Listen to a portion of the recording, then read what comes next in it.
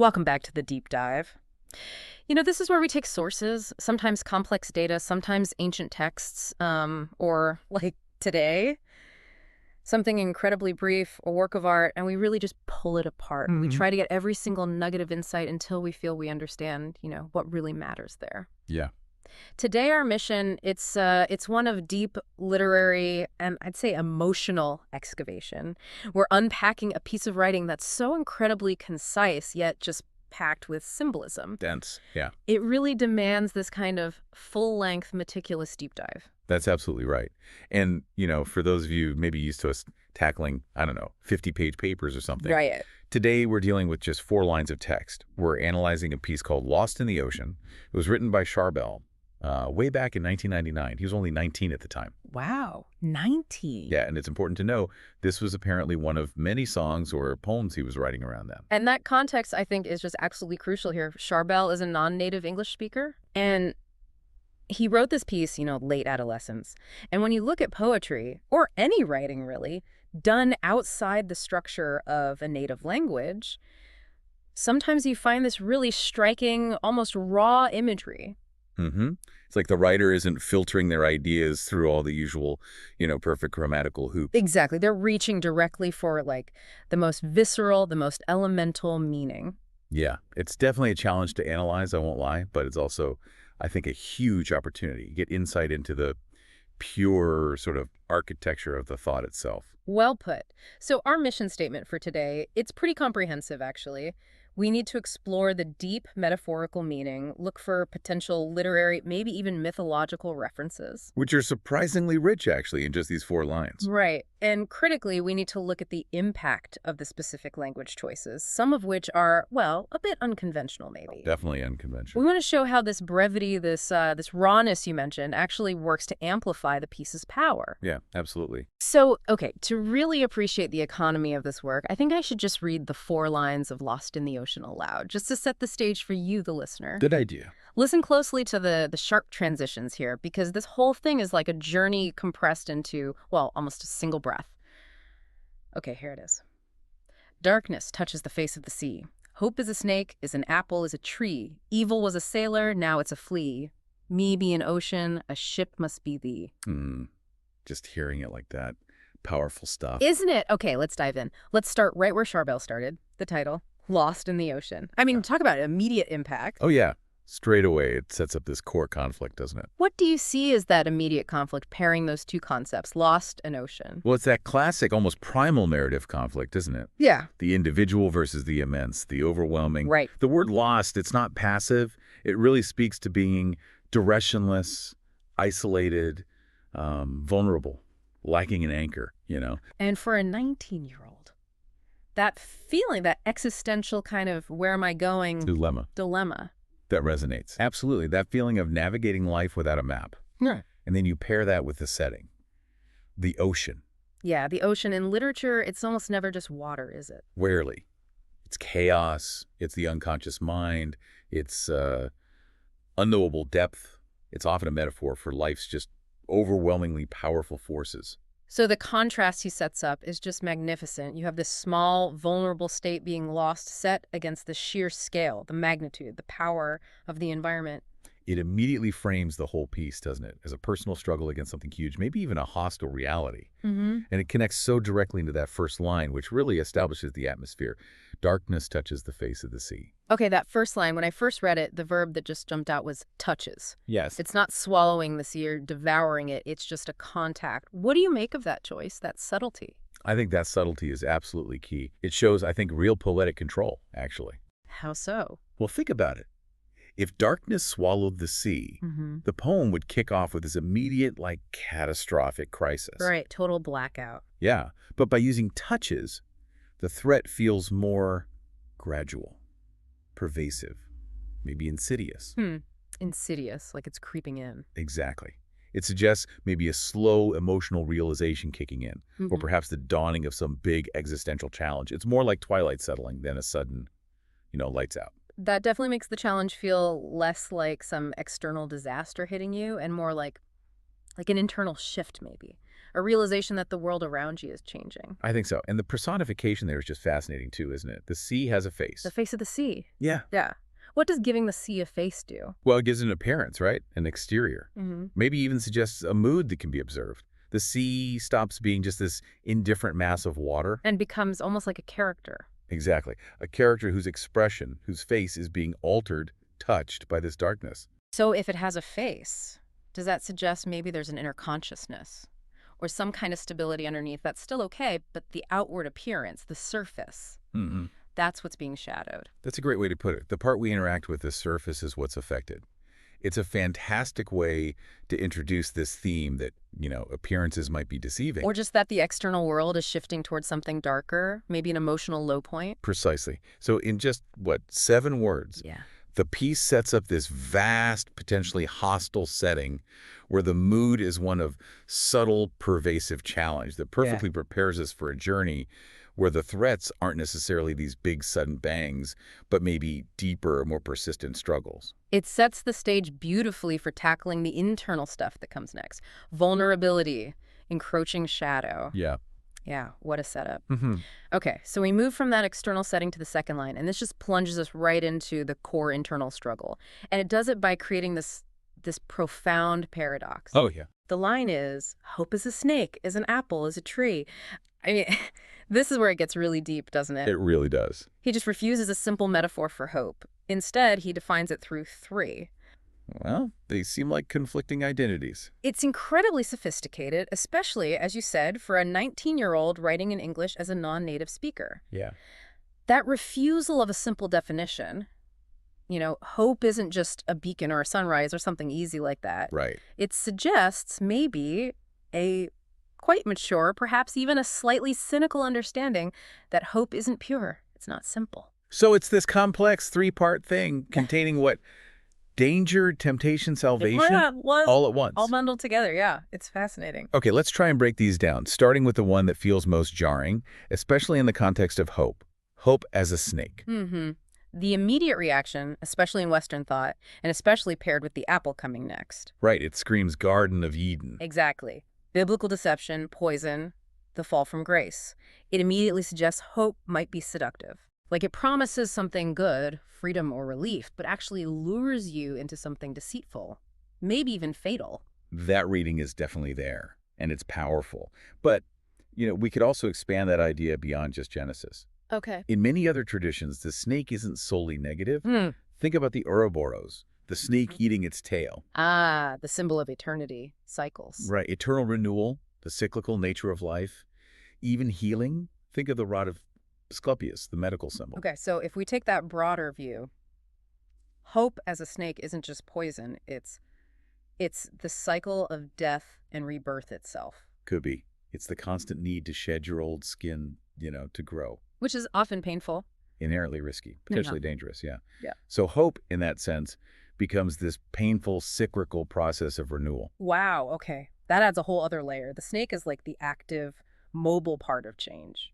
Could be good, could be bad. Exactly. But just as we're kind of processing that ambiguity, boom, he hits us with a second symbol, hope as an apple. And the apple just immediately thickens the plot, doesn't it? Coming right after the snake, the Eden connection is almost unavoidable. The fruit of forbidden knowledge, the thing that leads to losing innocence. So the juxtaposition, snake and apple, feels really tight. It suggests hope is somehow fundamentally tangled up with temptation and, well, the consequences that follow. But hang on, the apple isn't only negative either, is it? No, not at all. I mean, think about, say, the Greek myth of the golden apple of discord.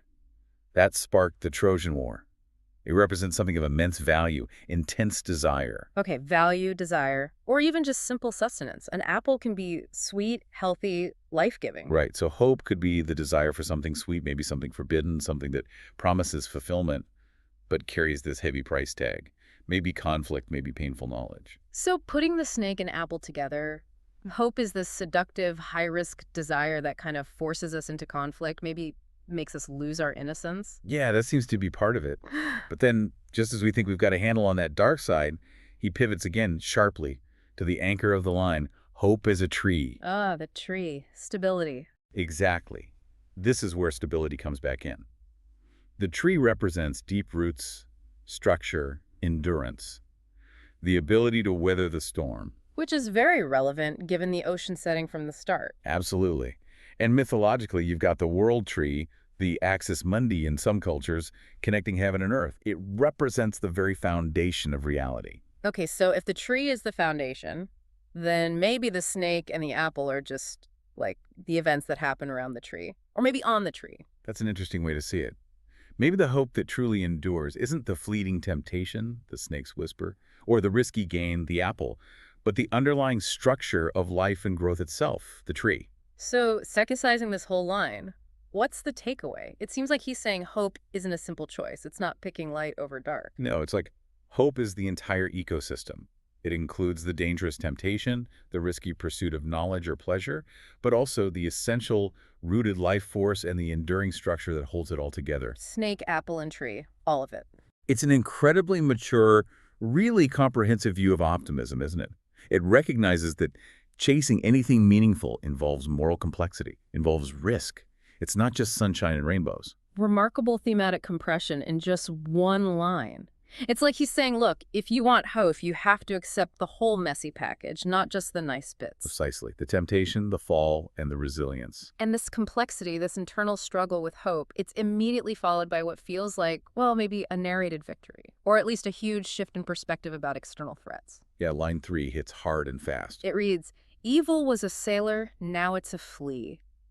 It's so abrupt, almost humorous, but profound. A moment of real transformation. It's a brilliant bit of narrative economy, isn't it? Sharbell basically gives us a massive arc, character development, conflict resolution in just 6 words. Okay, let's break that down. What's fascinating is, as you said, this radical change in scale, and maybe more importantly, in the nature of evil itself. Definitely the nature. Let's think about evil's past life first. Evil was a sailor. Right. Given the setting we established in line 1, that dark, vast sea, evil as a sailor feels like the perfect antagonist for that world. It really does. The sailor isn't just some vague monster. A sailor is an autonomous agent, right? Okay. Skill. They command the ship. They navigate those dark waters.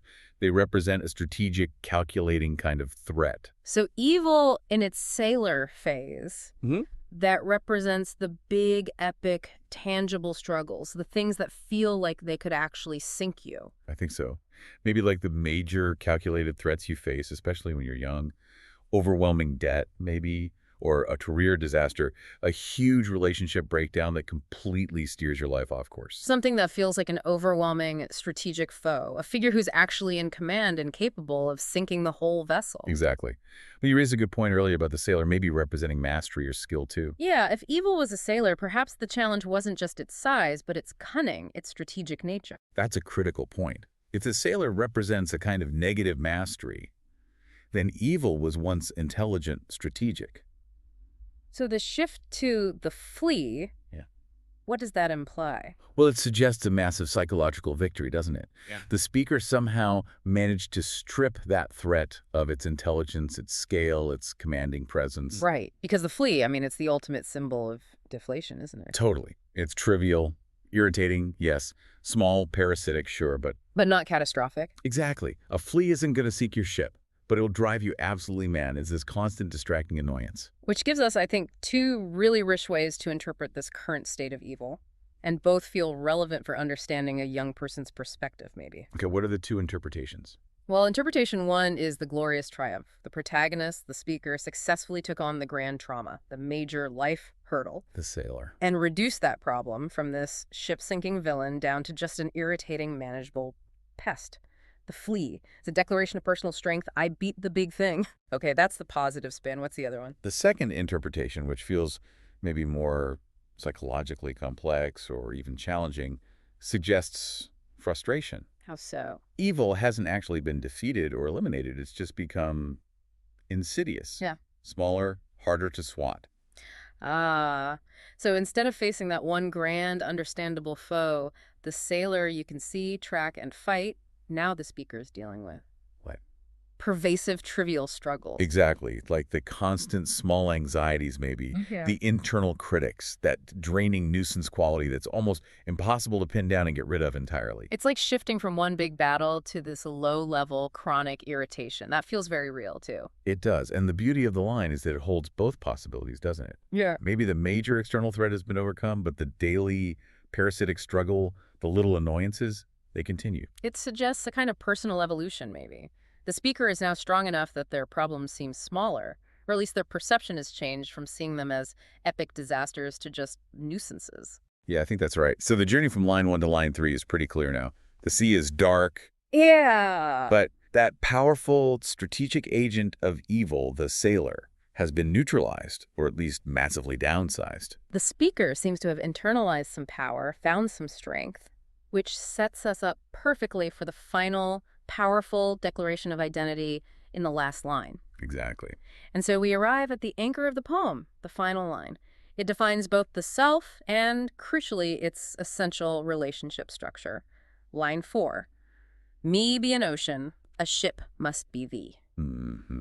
Such a powerful closing statement. It's declarative, it feels foundational, and, well, structurally it's unique, isn't it? We absolutely have to start with the syntax there. Me be an ocean. Right, that phrasing. This is where, I think, the non-native English composition, maybe untempered by standard grammar rules, achieves this paradoxical power. How do you mean? Well, think about the grammatically conventional version. I am an ocean.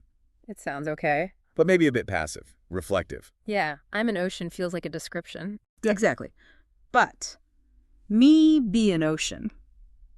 It kind of bypasses all that formality, delivers this raw, immediate statement of existence. It feels less like a description and more like a decree. Like something carved in stone, yeah. It's an immediate, almost visceral identification with the biggest, most powerful element in the whole poem, the ocean itself. Mm-hmm. The speaker is claiming identity as the ocean, as the vast, supportive, foundational context, the thing that contains the setting, the depth, even the potential for storms we talked about earlier. It's like claiming the entire environment as self. And by claiming that context, the speaker defines the parameters of existence, right? They are the power, the magnitude, the depth. And this feels vital because it resolves that initial vulnerability from the title. The speaker is no longer lost in the ocean. They are the ocean. Huge shift. And this self-definition immediately sets up the structure for the relationship in the second half of the line. A ship must be thee. Right. So the other person, the listener, maybe a loved one, maybe even a specific destiny or goal, that other entity is identified as the navigating element, the ship. Yeah. The ship is finite, it's focused, it actively traverses the speaker's vastness. The ship represents directionality, maybe purpose, the thing that provides movement. So the roles are incredibly clearly drawn here. The self, me, is the ocean. Powerful foundational context. The other, thee, is the ship. Focused, purposeful movement within that context. It's not just a poetic image. It feels like it's defining a necessary dynamic, almost codependent maybe. How so? Well, the ocean is vast, powerful, sure. But without the ship, what does it do? It has no defined path to support, maybe no specific interaction point, perhaps even no defined purpose for its vastness. The immensity needs something finite to engage with, to give it shape or direction. That brings us straight to the most crucial word in that line, maybe the core of the whole relationship structure he's building. Must. Must. It's not an option. It's not a ship should be thee or could be thee. It's an absolute imperative, a necessary condition. It makes it a requirement, doesn't it? Linguistically, must signifies that for the speaker to fully realize their identity as the ocean, the other party must step up and fulfill that role of the ship. So for a 19-year-old, grappling with identity, finding your place, this implies a belief that achieving that adult stability, finding purpose, maybe requires a very specific relationship structure. Could be. Either with a partner or maybe finding a clear destiny, a focused goal, something that acts as that ship navigating your life. It's a really remarkable declaration of need, actually. The self is defined by this immense magnitude, but that magnitude needs the ship to find its way forward to have meaning. Yeah. So the overall arc of the quatrain feels complete now, doesn't it? It moves from that external darkness and vulnerability in line 1, through the internal struggle and complex definition of hope in line 2, Right. to the mastery, or at least the downsizing, of external threats, evil, in line 3. Yeah. And it lands finally on this powerful declarative structure of self-identity and necessary relationship in line 4. The whole journey is resolved. not necessarily by finding a simple answer, but by claiming a powerful role. From being lost, the speaker has become the environment itself, the powerful, supporting ocean. Incredible journey in just 4 lines. What an absolutely astonishing amount of thematic, emotional weight packed into such a small space. This deep dive really makes you look again at the poetic technique Sharbell used, doesn't it?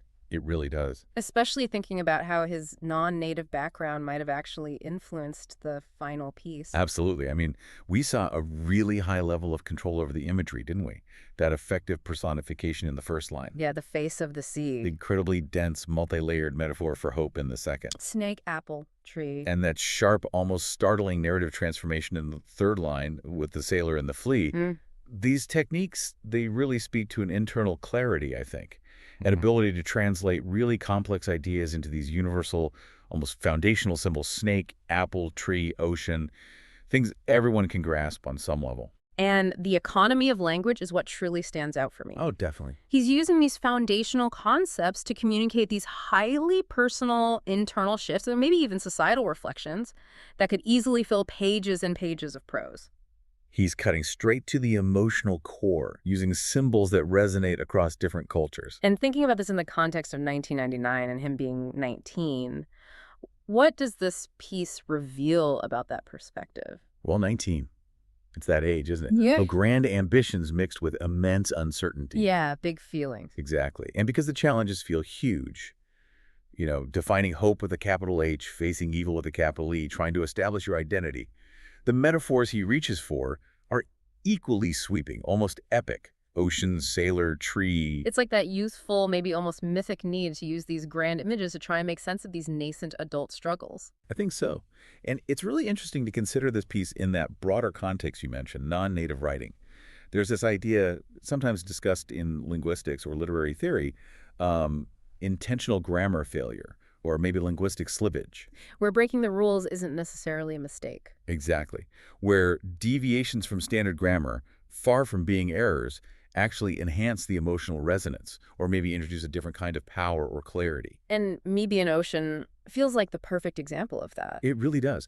By skipping the standard I am, Sharbell just strips away the sort of conversational, maybe temporary nature of the statement. And replaces it with something that feels eternal, almost scriptural. Yes. It's not just how I feel right now. It's presented as a fundamental, unchanging state of being. That raw language creates a more resonant truth, perhaps, than the perfectly polished version might have. I think the universal struggle articulated here, defining hope in a world full of temptation, overcoming past traumas, establishing who you are in relation to others. That's what makes this little quatrain so compelling, regardless of any perceived language constraints. Absolutely. And I think our key takeaway, maybe for you listening, is that this deep dive really shows the power of raw, foundational expression. Yeah. Short texts, and especially maybe those written outside a native language framework, they can sometimes unlock layers of really profound intentional meaning. They can achieve this powerful emotional clarity precisely because the author might be bypassing convention to get straight to the essence of the idea. So the value of Lost in the Ocean, it doesn't really rest on perfect conventional grammar. In fact, you could argue the non-standard syntax actually adds force. I would argue that, yeah. But it rests in the really striking imagery and that coherent thematic arc, moving us from the fragility of being lost in the sea to the power of becoming the ocean. It's a whole story right there in 4 lines. A complete emotional journey. So we have navigated Sharbell's short, but wow, immense work. We journeyed from that subtle darkness touching the face of the sea. We grappled with defining the contradictory nature of hope. The snake, the apple, and the tree. Right. We went past that defeated sailor, now diminished to just a flea. Yeah. And we finally landed on that powerful declaration of self and the necessary structure of relationship. Me be an ocean, a ship must be thee. It's just remarkable poetic compression, isn't it? Yeah. And it raises, I think, a really important question for all of us to maybe mull over. Okay. When expression is that raw, that immediate, maybe untempered by native conventions, or even the fear of being grammatically wrong, does it sometimes actually yield a deeper, more resonant truth than literature that's highly polished, highly conventional? That's a great question. Sharbell's early work here certainly suggests that sometimes, maybe the quickest path to the core emotion is through the most basic, most declarative language. It cuts through the noise. So we want to encourage you, our listener, to reflect on that final powerful dynamic he sets up. Sharbell defined his role as the ocean and the necessary role of the other as the ship. Mm-hmm. If you think of yourself as the ocean, the vast, supportive, foundational context of your own life, who or maybe what is your ship? What is that focused directional force that feels necessary for you to fulfill your purpose to move forward? Yeah. What's your personal must be the? Worth thinking about. We've certainly been immersed in the deep metaphor of the ocean today. Thank you for joining us for this really profound look, I think, into the architecture of a young writer's mind, mapping out life's big questions. Until next time, keep diving deeper.